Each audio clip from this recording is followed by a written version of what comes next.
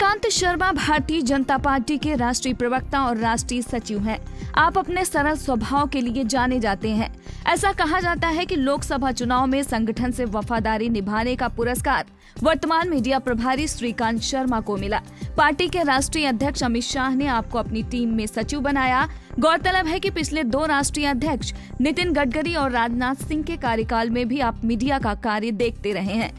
राजनीतिक शास्त्र के छात्र रहे श्रीकांत का गांव का विकास प्राथमिकता है। तमाम हंगामों और आरोप प्रत्यारोप के बीच संसद का शीतकालीन सत्र समाप्त हो चुका है। इस सत्र के दौरान कुछ अहम कानून पास हुए हैं, लेकिन जीएसटी पर सहमति नहीं बन पाई। इन्हीं तमाम मसलों पर बातचीत करने के लिए हमारे साथ मौजूद हैं बीजेपी के राष्ट्रीय प्रवक्ता श्रीकांत शर्मा। दृष्टिकोण प्रोग्राम में आपका स्वागत है। बहुत धन्यवाद। सबसे पहले आपसे मेरा सवाल है, अगर हम संसद सत्र की बात करें तो सभी को पता है कि संसद सत्र चलाने में कितना खर्च होता है, लेकिन देखने में आता है कि कुछ राजनीतिक दल, नेता, कहा जा सकता है कि राजनीतिक स्वार्थ के लिए सत्र को चलने नहीं देते। आपके लिहाज से कितना उचित है ये? देखिए, बहुत ही अनुचित है और इस देश की जनता ने एक बड़ा मैंडेट भारतीय जनता पार्टी को दिया है, नरेंद्र भाई मोदी जी को दिया है।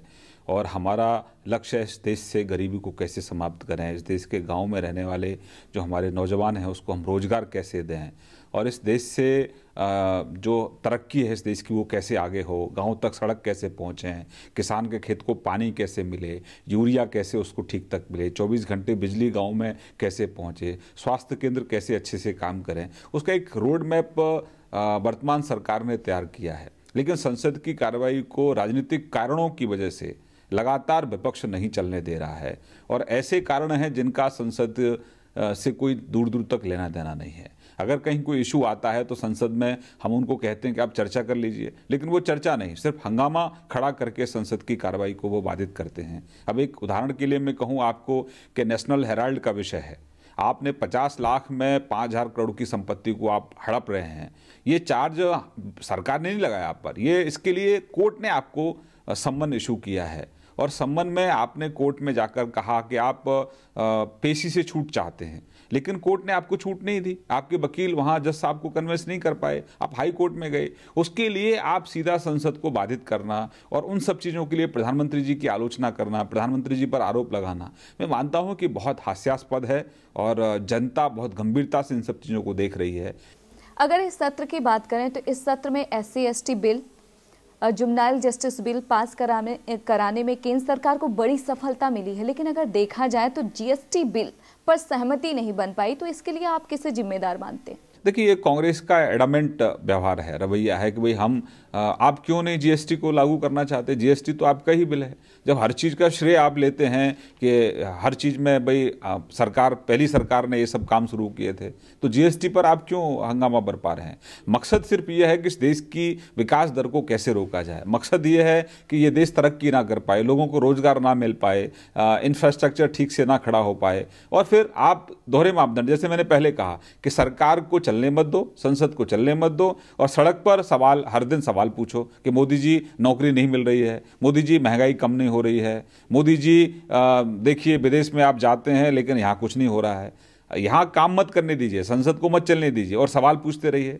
तो दोहरे मापदंड हैं। लगातार ऐसे इश्यूज को आप संसद में उठाते हैं जिन इश्यूज को नॉन पॉलिटिकल, यानी कि, और फिर आप जैसे पॉलिसी पर आप हमसे बात करते हैं, तो पॉलिसी वाले इश्यूज को लेकर तो हम आपके साथ बातचीत को तैयार हैं। अब लेकिन आपने अगर कहीं करप्शन किया है और उसका आरोप आपके ऊपर है और उसके लिए आपको न्यायपालिका ने सम्मन करके बुलाया है, तो उसमें सरकार आपकी क्या मदद कर सकती है? पहले आप आरोप लगाते थे कि आप हमको बुलाते नहीं हैं, हम हमसे बातचीत नहीं करते हैं। इस बार आप देखें, शीतकालीन सत्र से पहले प्रधानमंत्री जी ने श्रीमती सोनिया गांधी जी को बुलाया चाय पे, मनमोहन सिंह जी को चाय पे बुलाया, लेकिन उसके बावजूद भी राहुल गांधी ने जिस तरह से उनका एक रवैया रहा है कि हाउस को मैं नहीं चलने दूंगा, एक जिद उनका है कि अड़ियल रवैया जो है, वो देश की जनता ने देखा है कि कांग्रेस के दोहरे चरित्र हैं। मानकर बैठी है कांग्रेस पार्टी कि संसद को मत चलने दो, अगर संसद चलेगा तो देश में अच्छा काम होगा, अच्छा काम होगा तो मोदी जी को उसका श्रेय जाएगा। तो जब कांग्रेस 60 साल में नहीं कर पाई तो मोदी जी को मत करने दो, इस तरह का एक अप्रोच कांग्रेस ने ले रखी है। लेकिन मैं मानता हूं कि हम इन सब चीज़ों पर विजय प्राप्त करेंगे और हम आगे इस देश को तरक्की के रास्ते पर आगे ले जाएंगे। हाल ही में अगर अयोध्या की बात करें तो वहां पर कुछ साधु संतों ने राम मंदिर बनाने के लिए रखे गए पत्थरों की पूजा शुरू कर दी और ये भी कहा जा रहा है कि जल्द ही मंदिर का निर्माण होगा। लेकिन सभी जानते हैं कि जो राम मंदिर का मसला है वो सुप्रीम कोर्ट में लंबित है। वहीं दूसरी ओर अगर विपक्ष की बात करें तो उनका ये कहना है कि क्योंकि कुछ ही समय बाद उत्तर प्रदेश में चुनाव होने वाला है, लिहाजा एक बार फिर से बीजेपी को राम याद आने लगे हैं। देखिए, विपक्ष का काम है हर चीज़ का राजनीतिकरण करना। मैंने पहले कहा आपको संसद को नहीं चलने देंगे और राजनीति करेंगे, लेकिन मैं थोड़ा आपको ये कहूँ कि संसद को ना डिस्टर्ब करने के बावजूद भी हमारी सरकार ने 70 लाख नौजवानों को मुद्रा बैंक के माध्यम से रोजगार दिया है। 16 किलोमीटर हमारी सरकार प्रतिदिन के हिसाब से सड़कें बना रही है, जबकि यूपीए के समय में सिर्फ 2 किलोमीटर के पर डे के हिसाब सड़कें बनती थी। हमारी सरकार ने जो गरीब लोग हैं उनको हमने बीमा देने का काम किया है। हमारी सरकार ने जो 60 साल के ऊपर के लोग हैं उनको हमने अटल पेंशन योजना के माध्यम से वो काम कर रहे हैं। और हमारी सरकार ने 100 ऐसे शहर आइडेंटिफाई किए हैं जहां एलईडी बल्ब लगाकर हम लोग 27,500 मेगावाट बिजली बचाएंगे। हमारी सरकार ने, मैं ये सब काम इसलिए बता रहा हूँ आपको बीच में क्योंकि हमारे ऊपर आरोप भी लगाता है कि सरकार कोई काम नहीं कर रही है। मंदिर के मुद्दे पर मैं आपका जवाब दूंगा आपको। हमारी सरकार ने जिस तरीके से 60 साल इस देश में आज़ादी को हो गए, लेकिन 18,000 गांव ऐसे हैं जहां बिजली नहीं है। अभी हमने 18 महीने के अंदर 3,000 ऐसे गांव हैं जहां बिजली पहुंचाने का काम किया है। 2018 तक पूरे देश भर में 24 घंटे बिजली का लक्ष्य हमने तय किया है। तो हम कई क्षेत्रों में बहुत अच्छा काम कर रहे हैं। जहां तक मंदिर की बात है, मंदिर आस्था का विषय है, उस पर राजनीति नहीं करनी चाहिए, लेकिन विपक्ष फिर भी उस पर राजनीति कर रहा है। शिला पूजन की बात करना, शिला पूजना कहीं कोई प्रतिबंधित नहीं है। और हम लोग जो मंदिर से जुड़े हुए लोग हैं, जो न्यास है भगवान राम का अयोध्या वाला जो ट्रस्ट है, हम लोग इलाहाबाद में वो जीते हैं केस। मुझे लगता है कि अगला केस भी हम लोग जीतने वाले हैं, क्योंकि तीनों जो जज थे उनकी तीनों का एक ही ओपिनियन था कि भाई यहाँ मंदिर था और मंदिर को तोड़कर ही कुछ बनाया गया था, जो भी वहाँ स्ट्रक्चर खड़ा किया गया। तो मंदिर तो वहाँ था, मंदिर वहाँ है, मंदिर आगे भी वहाँ रहेगा। वक्त हुआ है एक छोटे से ब्रेक का। ब्रेक के बाद भी जारी रहेगा श्रीकांत शर्मा से बातचीत का सिलसिला। आप ये देखिए कि आपने खजाना खाली रखा। इस देश के नौजवान को रोजगार देने के लिए, इस देश में टेक्नोलॉजी लाने के लिए, निवेश बढ़ाने के लिए जब तक आप लोगों के पास नहीं जाएंगे तब तक आप इस देश का कैसे भला कर सकते हैं।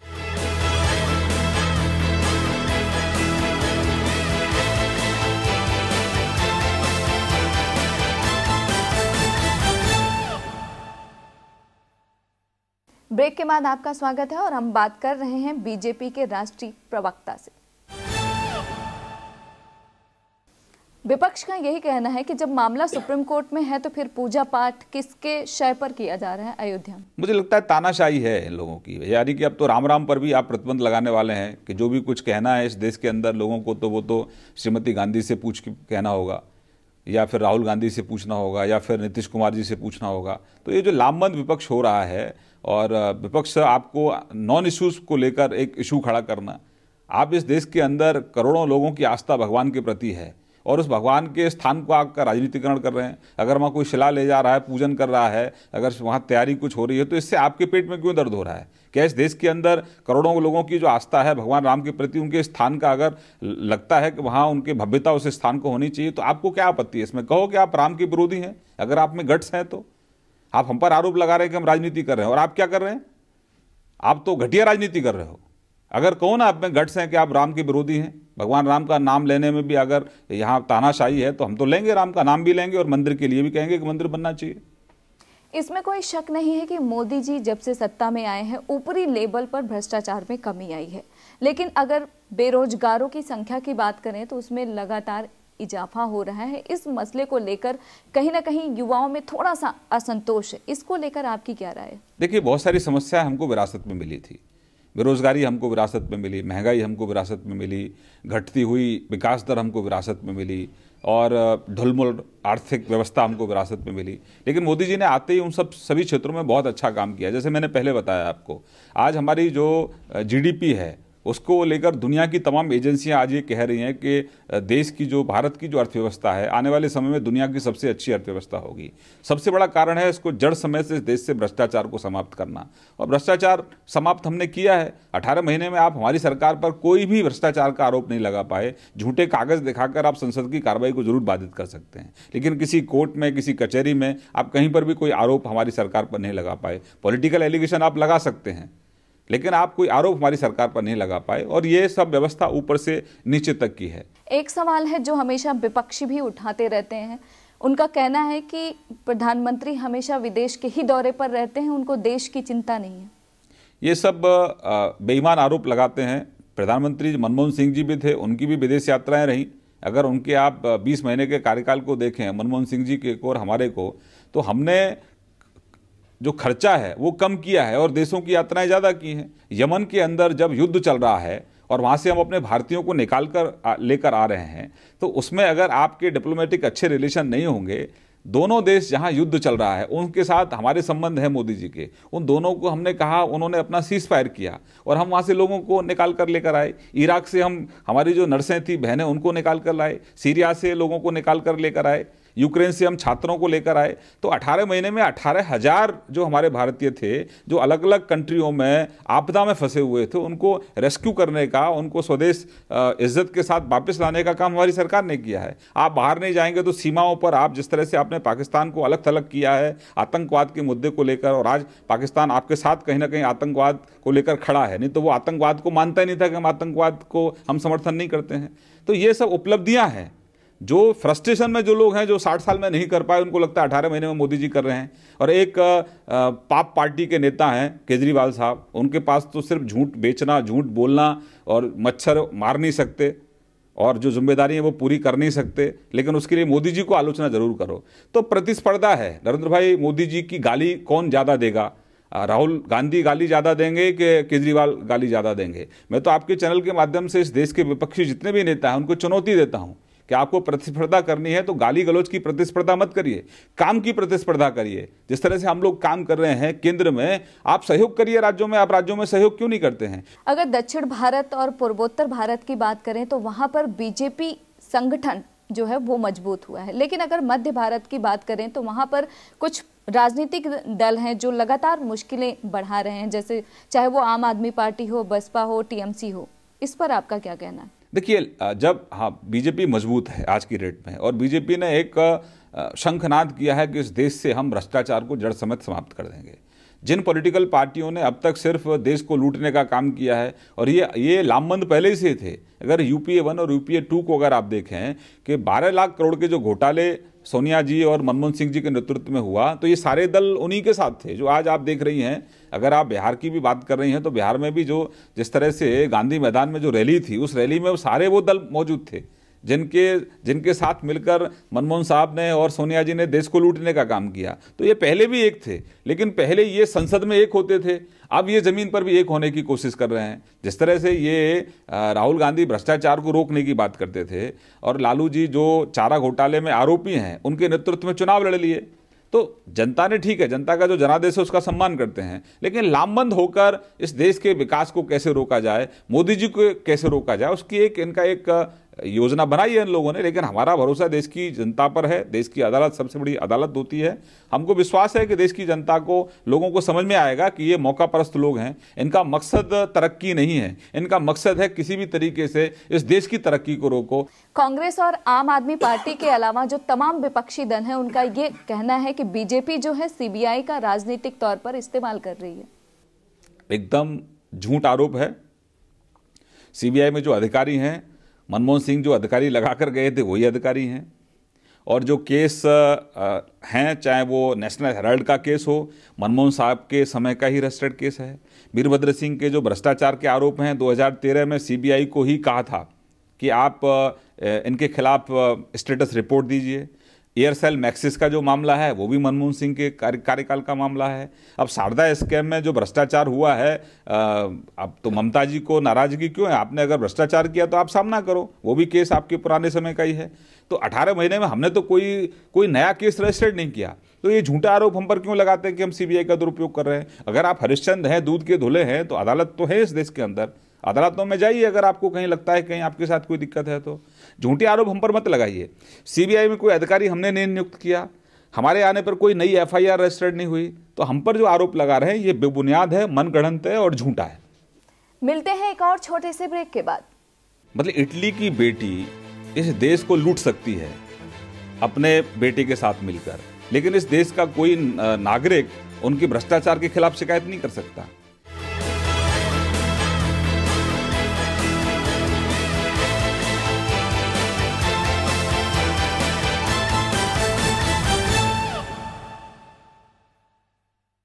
ब्रेक के बाद एक बार फिर आपका स्वागत है और हम बातचीत का सिलसिला आगे बढ़ाते हैं बीजेपी के राष्ट्रीय प्रवक्ता श्रीकांत शर्मा से। कांग्रेस का कहना है कि बीजेपी जो है सुब्रमण्यम स्वामी को मुखौटा बनाकर सोनिया गांधी और राहुल गांधी की छवि खराब करने की कोशिश कर रही है नेशनल हेराल्ड केस में। कांग्रेस बौखला गई है। मतलब इटली की बेटी इस देश को लूट सकती है अपने बेटे के साथ मिलकर, लेकिन इस देश का कोई नागरिक उनकी भ्रष्टाचार के खिलाफ शिकायत नहीं कर सकता।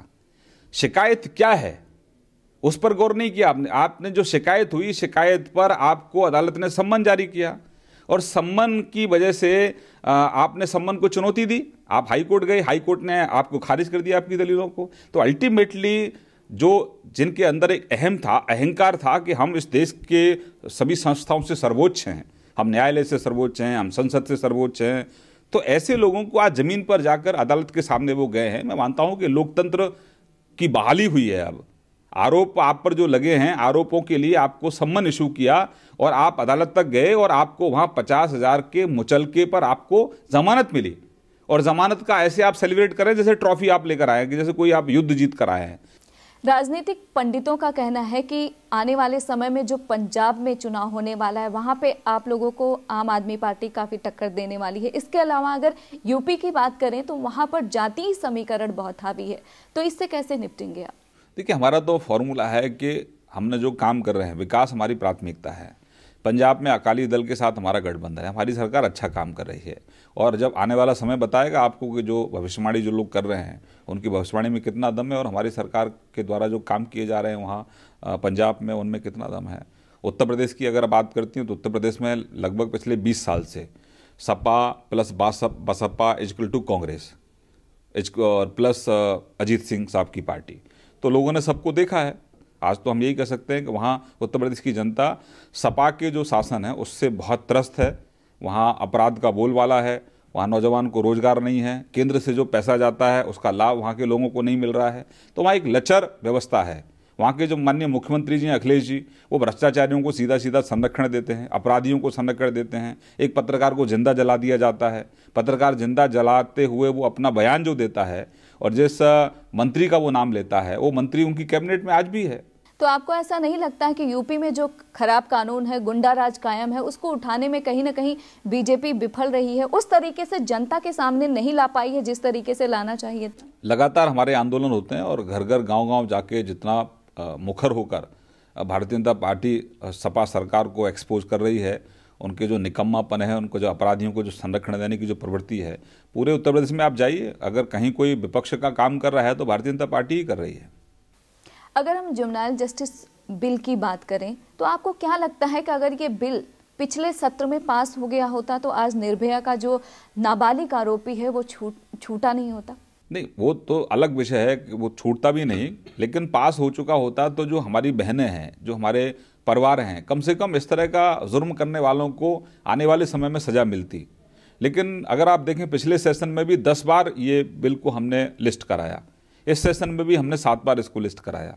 लेकिन राहुल गांधी, सोनिया गांधी या फिर आप मायावती जी कहें या मुलायम सिंह जी कहें या टीएमसी कहें, मतलब इनका मन ऐसे है कि संसद को नहीं चलने देना। राज्यसभा को तो जैसे इनकी प्राइवेट प्रॉपर्टी है। राज्यसभा में अगर बीजेपी का बहुमत नहीं है, हमारा बहुमत नहीं है, हमारी सरकार का बहुमत राज्यसभा में नहीं है, ये वास्तविकता है, तो इसको कैसे उसका राजनीतिकरण किया जाए, तो पूरी तरह से विपक्ष ने राज्यसभा को हाईजैक कर रखा है। वो ये भूल रहे हैं कि आप देश की जनता का नुकसान कर रहे हैं, जिस जनता ने आपको चुना है। तो मैं तो आपके चैनल के माध्यम से यही कहूंगा कि आपकी अगर द्वेष की भावना हमारे प्रति है तो रखिए, लेकिन जनता का आप नुकसान कर रहे हैं, और जनता का नुकसान जब होता है तो जनता फिर किसी को माफ नहीं करती है। जब बिहार विधानसभा चुनाव था उस वक्त भी देखने में ये आया कि आपकी पार्टी के कुछ सांसदों ने पार्टी लाइन से हटकर बात कही, काफी बातें की, जिसका नुकसान भी पार्टी को हुआ। आज तक की अगर हम बात करें तो आज तक पार्टी ने उन पर कोई कार्रवाई नहीं की। शायद यही वजह है कि आए दिन पार्टी के भीतर लोग पार्टी के लिए मुसीबत बनते जा रहे हैं। इस पर आपका क्या कहना है? सभी चीज़ों को पार्टी ने बहुत गंभीरता से लिया है और समय आने पर उसका पार्टी ने संज्ञान लिया और समय आने पर आपके साथ जो भी फैसले होंगे वो शेयर भी करेंगे। क्योंकि अगर हाल ही में देखा जाए तो डीडीसीए का जो मसला आया है, जिस तरीके से कीर्ति आजाद जी ने उठाया, फिर आम आदमी ने उस पर अपनी प्रतिक्रियाएं दी हैं, तो इन तमाम चीज़ों को लेकर पार्टी का क्या रुख है? देखिए, एक मुहावरा है हिंदी में, सांच को आँच नहीं। तो जेटली साहब का जो कद है, जेटली साहब का जो जीवन है, बहुत प्रामाणिक जीवन रहा है। लोग उनकी ईमानदारी की मिसाल देते हैं। विपक्ष भी उन पर कभी इस तरह के आरोप नहीं लगा पाया। और मनमोहन साहब की सरकार थी, उस समय भी ये शिकायतें आई थी। मनमोहन साहब की सरकार में ही जो सीरियस फ्रॉड इन्वेस्टिगेशन जो ऑफिस है, उसने अपनी रिपोर्ट दी। उसमें पाक साफ जेटली साहब को निकाला और कहा कि अनियमितताएं जरूर हुई हैं। अनियमितताओं के बाद में जो डीडीसीए है, उसने अपने लोगों में खिलाफ कार्रवाई की, अपने उन्होंने अध्यक्ष को बदला। तो ये राजनीतिक द्वेष की भावना से ग्रस्त होकर इस तरह के आरोप लगाए। और फिर आम आदमी पार्टी का तो एक तरीके से ट्रेंड बन गया है कि भ्रष्टाचार के खिलाफ वो लड़ते लड़ते आए थे, लेकिन सरकार में आते ही आम आदमी पार्टी ने भ्रष्टाचारियों को कैसे बचाना है उसका वो पाप कर रहे हैं। और लगातार पाप करते करते उन्होंने एक पाप ये किया कि एक ईमानदार व्यक्ति अरुण जेटली साहब जैसे कद के व्यक्ति पर उन्होंने झूठे आरोप लगाए। और फिर अरुण जी ने जब उनको 10 करोड़ का नोटिस दिया, उन्होंने एक फिर और पाप किया कि अपने विधानसभा सत्र को बुलाया। विधानसभा सत्र में 3.5 घंटे की कार्रवाई का 6.5 लाख का खर्चा आता है। उनको मालूम है, पाप पार्टी के नेताओं को, कि आपके अधिकार क्षेत्र में ये नहीं आता है जो आप कमीशन बना रहे हैं। दिल्ली में मुख्यमंत्री के क्या अधिकार हैं अरविंद केजरीवाल को मालूम है, और लेफ्टिनेंट गवर्नर के क्या अधिकार हैं वो भी मालूम है। तो आम आदमी पार्टी लगातार यहाँ पाप पर पाप किए जा रही। फिर एक और पाप, आपने उनके घर पर प्रोटेस्ट किया। और सबसे बड़ा पाप कि आपने अपने पाप को छुपाने के लिए देश की प्रधानमंत्री जी के बारे में जो अभद्र भाषा का इस्तेमाल किया, वो सबसे बड़ा पाप। आखिर में आपसे एक सवाल, देश के विकास को लेकर आपका अपना दृष्टिकोण क्या है? देखिए, मेरा दृष्टिकोण, मेरी पार्टी का दृष्टिकोण ये है कि गांव में जो रहने वाला हमारा नौजवान है, जो गरीब का बेटा है, किसान का बेटा है, उसको रोजगार कैसे हम दे पाएं, उसके लिए अच्छी शिक्षा व्यवस्था हम लोग कैसे कर पाएं, उसको देश की तरक्की में जो भ्रष्टाचार है उसको समाप्त हम कैसे कर पाएं। 18 महीने में हमारी सरकार ने जो काम किया है वो सिर्फ और सिर्फ गांव के लिए, गरीब के लिए, कि गरीब का बेटा कैसे तरक्की करे, गरीब का बेटा कैसे आगे आए, हमारी सोच उस पर ही हो। जो मैंने आपको काम गिनाए वो सिर्फ गाँव से केंद्रित सारे काम हैं। अब जो विदेश पर हम पर आरोप लगाते रहते हैं, विदेश से हम 40,000 करोड़ रुपया लेकर आए हैं, जिससे हम टेक्नोलॉजी भी बाहर से लेकर आ रहे हैं। तो जो फैक्ट्रियां लगेंगी उसमें हमारे गांव के लोगों को ही रोजगार मिलेगा, जो स्किल जिनके पास है उनको रोजगार मिलेगा। और देश की जनता ने हमसे बहुत अपेक्षाएं रखी हैं, उन अपेक्षाओं पर हमको खरा उतरना है। हमारे सामने चुनौतियां बहुत हैं, समय हमारे पास बहुत कम है। 18 महीने में हमने एक मजबूत आधार तय किया है, और 5 साल पूरे होते होते हम जो लोगों की अपेक्षाएं हमसे हैं उसको पूरा करने में हम पूरी तरह से सफल होंगे। आपने हमें समय दिया, उसके लिए आपका बहुत बहुत शुक्रिया। बहुत धन्यवाद। एक तरफ देश के प्रधानमंत्री नरेंद्र मोदी देश को विकास की पटरी पर लाने के लिए तमाम प्रयास कर रहे हैं, वहीं दूसरी तरफ धरातल पर चुनौतियां लगातार बढ़ती जा रही हैं। ऐसे में आने वाले वक्त में ही पता चलेगा कि प्रधानमंत्री का जो सपना है, सबका साथ सबका विकास, वो कब तक पूरा हो पाता है। फिलहाल आप हमें और हमारी टीम को दीजिए इजाजत और देखते रहिए महुआ टीवी।